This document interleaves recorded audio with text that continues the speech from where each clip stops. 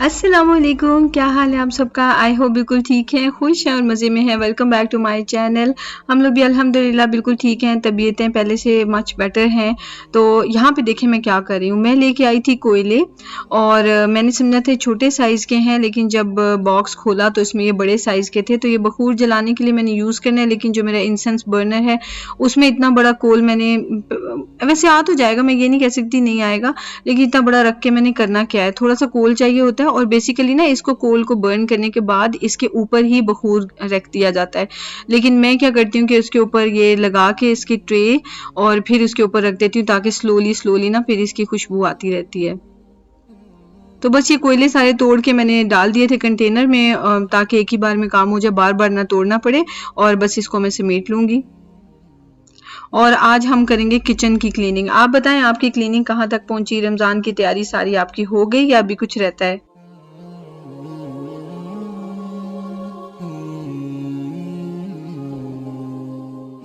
दोपहर का टाइम था जिस वक़्त मैंने ये स्टार्ट किया। बच्चे चूँकि स्कूल नहीं जा रहे हैं उस वजह से मुझे मैं थोड़ा-सा लेट ही उठती हूँ और फिर नाश्ता लेट होता है और फिर घर के काम भी लेट ही शुरू होते हैं। तो ये मैं सबसे पहले तो ये बाहर से और अंदर से सारे ये जो दरवाज़े हैं ना इनको अच्छी तरह से क्लीन कर रही हूँ। जो कॉकरोच वाली जो मेडिसिन है वो भी लगवाई होती है ना, तो वो भी ध्यान रखना है कि मेडिसिन ही ना उतर जाए।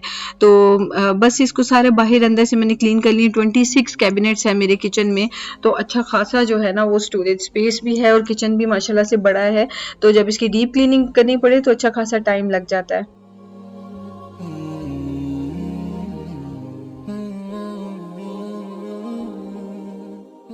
रमज़ान की जितनी भी डीप क्लीनिंग होती है ना वो करने का एक अपना ही अलग मज़ा होता है। हालाँकि ये काम भी हाउस हेल्प से कराया जा सकता है, लेकिन मुझे खुद ही करने में मज़ा आता है और बहुत ही अच्छा फ़ील होता है। जब काम कंप्लीट होते हैं ना एक अचीवमेंट फ़ील हो रही होती है। तो ख़ैर अब ये चिमनी को भी मैं इसी से ही सरफेस क्लीनर से क्लीन कर लूँगी। इसको हुड भी बोलते हैं।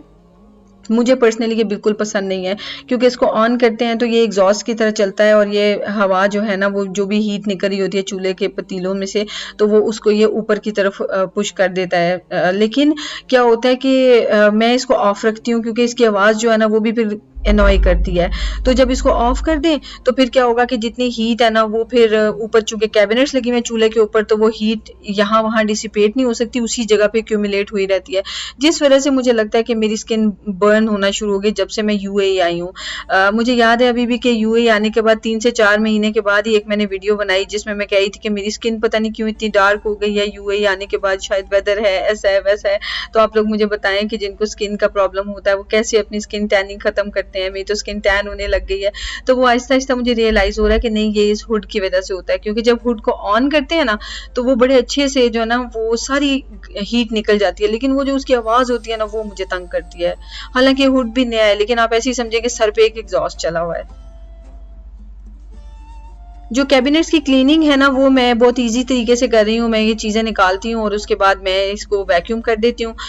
थोड़ी बहुत ही डस्ट पार्टिकल्स वगैरह ही होते हैं और कुछ इतना खास है नहीं। तो बस इस तरह से करके हल्का सा कपड़ा लगा देती हूँ और चीज़ें सारी वापस रख देती हूँ।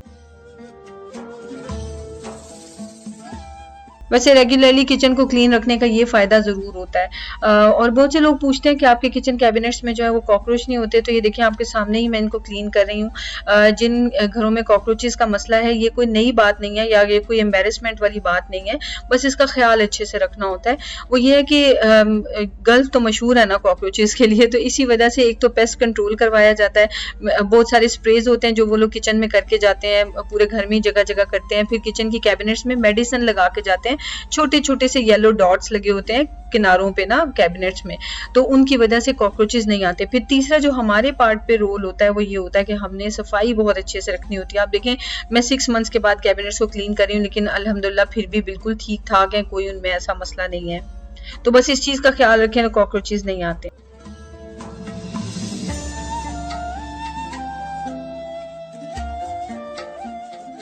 फ्लोर पे जब हमने शीट लगवाई थी ना तो उस वक्त ये वाली मैंने एक्स्ट्रा जो बच गई थी इसी को काट के तो ड्रॉर्स में रख लिया था, इन 2-3 ड्रॉर्स में रखा था।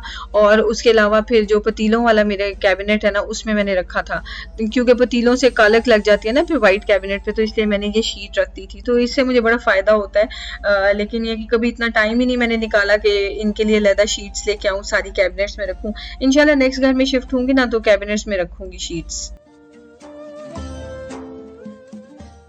बस जल्दी जल्दी ये बर्तन भी वापस रख दूंगी। कैबिनेट्स ड्रॉर्स वगैरह ऑलरेडी सेट हुए हैं, तो कोई इतना मुझे रीअरेंजमेंट तो करना नहीं पड़ा है, बहुत इजी हो गया। सिर्फ ये कि वो जो पेंट्री का सामान रखा होता है ना, जो खाने पीने का आता है, उस कैबिनेट को मुझे रीअरेंज करना पड़ेगा, क्योंकि मैं और भी ज्यादा रमजान की वजह से ना सामान मंगवाया है।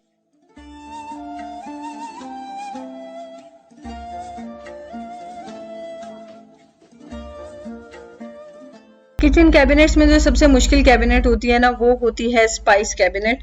और मेरे पास चूंकि दुनिया जहान के हर स्पाइस पड़ा हुआ है, तो मुझे इसके लिए भी पूरी एक कैबिनेट चाहिए। कई लोगों ने अपने ड्रॉर्स में सेट किए होते हैं, कई लोगों को कैबिनेट के एक साइड काफ़ी होती है, लेकिन मेरे लिए जो है ना, वो पूरी 2 कैबिनेट्स भरी होती हैं। एक एक बॉटल उठा के साफ करके वापस रखी है, पहले वैक्यूम साइड्स पे किया है, और फिर शेल्फ को भी क्लीन किया अंदर से कैबिनेट को। तो बस ये वाला जो है ना, सारे किचन की क्लीनिंग एक तरफ थी टाइम वाइज, और इस एक कैबिनेट की क्लीनिंग एक तरफ थी। ये रैक्स मुझे बहुत हैंडी लगते हैं और बहुत यूज़फुल हैं ये, क्योंकि इसमें स्पाइसेस पड़े हुए अच्छी तरह से नज़र आ जाते हैं। अगर एक ही लाइन में पड़े हो ना, फिर बहुत मुश्किल हो जाता है। तो ये रैक्स मैंने लिए थे होम बॉक्स से, अगर आपको भी इंटरेस्ट हो तो आप वहाँ से देख सकते हैं।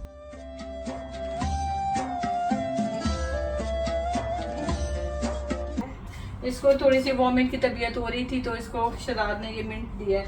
मेरे बेटे की तबीयत खराब हुई है, to smell it. How are you? Tell everyone. Good. Everyone is praying for you to get well soon. Good. Say thank you. Thank you. जोर से। Thank you.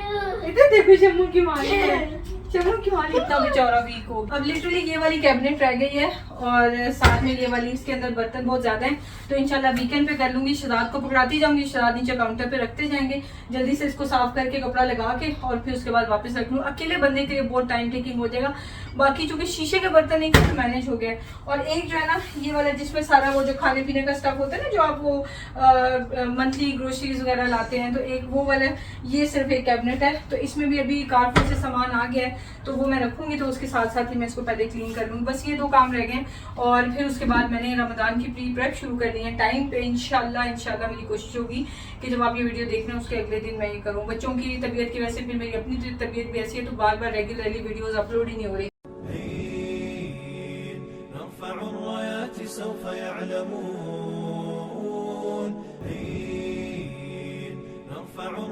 आप सोचते होंगे ये इतना सारा सामान जो है वो मैंने सारा रमज़ान के लिए मंगवा लिया है, तो नहीं, ये सारा रमज़ान के लिए नहीं है। एक्चुअली रमज़ान में इतनी अच्छी कोई सेल्स लगी हुई है यहाँ पे हर चीज़ पे, चाहे वो खाने पीने की है, चाहे वो कपड़े वगैरह हैं, चाहे वो इलेक्ट्रॉनिक्स हैं। मैं बल्कि वॉशिंग मशीन में इंशाल्लाह खरीदने लगी हूँ, क्योंकि 48% डिस्काउंट लगा हुआ वॉशिंग मशीन के ऊपर। तो मैंने ये सारा सामान एक्स्ट्रा भी मंगवा लिया, ताकि अगले 1-2 महीनों तक भी, 1.5-2 महीनों तक तो चल ही जाएगा, रमज़ान के बाद भी इंशाल्लाह। तो अभी जब रमज़ान ख़त्म होने वाला होगा ना, फिर मैं इंशाल्लाह एक दफ़ा और इतना सारे सामान मंगवा के तो स्टॉक अप कर लूँगी, क्योंकि ग्रोसरीज अब महंगी हो गई हुई हैं। तो जब आपको इतने ज़्यादा डिस्काउंट मिल रहा है, 35%, 40%, 48%, मतलब ये आम डिस्काउंट मिल रहा है यहाँ पे हर जगह पे।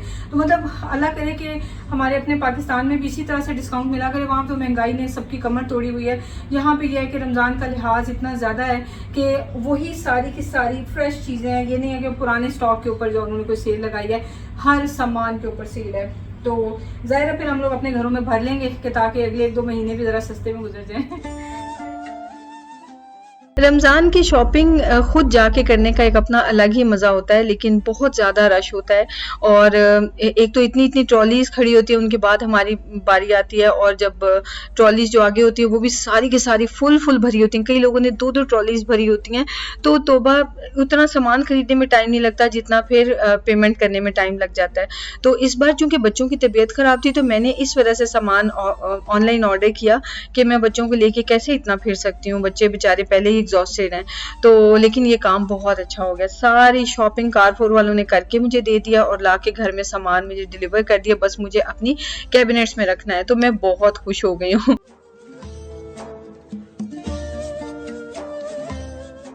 स्पाइस कैबिनेट की क्लीनिंग भी की, तब भी यही काम किया, और अभी भी यही कर रही हूँ कि जो कंटेनर्स रीफिल होने वाले थे उनको मैं रीफिल करती जा रही हूँ, क्योंकि ये काम ना उस वक्त फिर टाइम टेकिंग लगते हैं। तो बेहतर है पहले ही हर चीज़ रेडी कर ली जाए। तो ये मैदा, बेसन वगैरह ये सारी चीज़ें मैं कंटेनर्स में डाल दूंगी, और बस इसको वापस रख दूंगी कैबिनेट में। अब देखते हैं कि मैं इसमें सब कुछ किस तरह से अरेंज करती हूँ।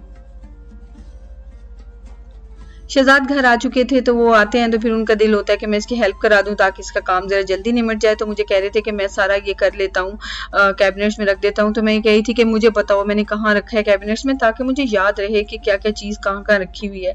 तो बस ये कि मुझे कह रहे थे बस कर दो, चलो मैं बाहर लेके जाता हूँ, चाय पिलाता हूँ।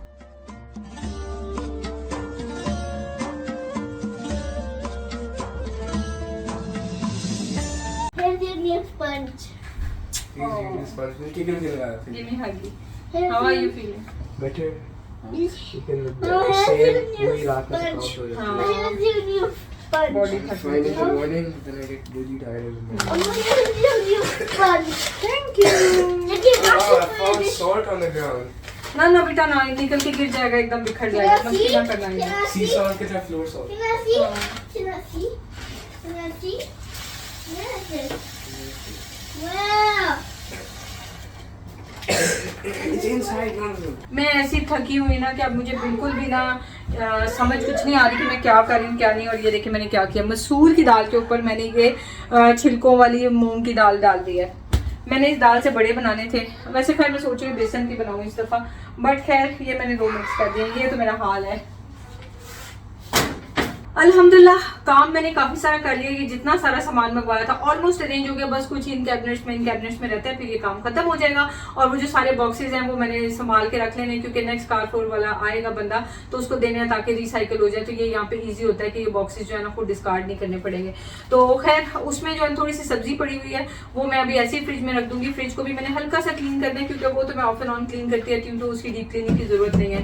तो वो इंशाल्लाह मैं कल करूंगी, और कोशिश करूंगी कि मैं कल से ही रमजान की जो फ्रीजर प्रेप है वो मैं आपसे शेयर कर लूं। तो इंशाल्लाह मिलते हैं कल, और दुआ में याद रखें, अपना ख्याल रखें, और मुझे कमेंट्स में जरूर बताएं कि आपने कितनी तैयारी कर ली है, घर वगैरह क्लीन कर लिया है कि नहीं। और एक क्वेश्चन सिर्फ आया था, बट मैं सोचा उसका जवाब दे दूं। वो क्वेश्चन ये था कि अभी तो इतना टाइम रहता है रमजान में, तो आपने अभी से सफाई कर दिया तो उस टाइम तक घर गंदा हो जाएगा। तो नहीं, ये डीप क्लीनिंग होती है, दूसरी सफाई तो साथ साथ चलती रहती है। तो वो और चीज़ होती है कि वो होती है कि जो आप हर वक्त नहीं करते, कि जैसे विंडोज़ को आप हर वक्त नहीं साफ करते रहते, किचन कैबिनेट को आप अंदर से हर वक्त नहीं करते, तो ये वो वाले काम है, उनको डीप क्लीनिंग कहा जाता है। तो वो जो है ना रमजान के आने से पहले सब अपने अपने घरों में करते हैं, हर एक अपना अपना तरीका होता है। तो मेरा ये तरीका मैंने आपसे शेयर कर दिया। तो इंशाल्लाह मिलते हैं नेक्स्ट वीडियो में। दुआ में याद रखें, अपना ख्याल रखें, टेक केयर, अल्लाह हाफिज़।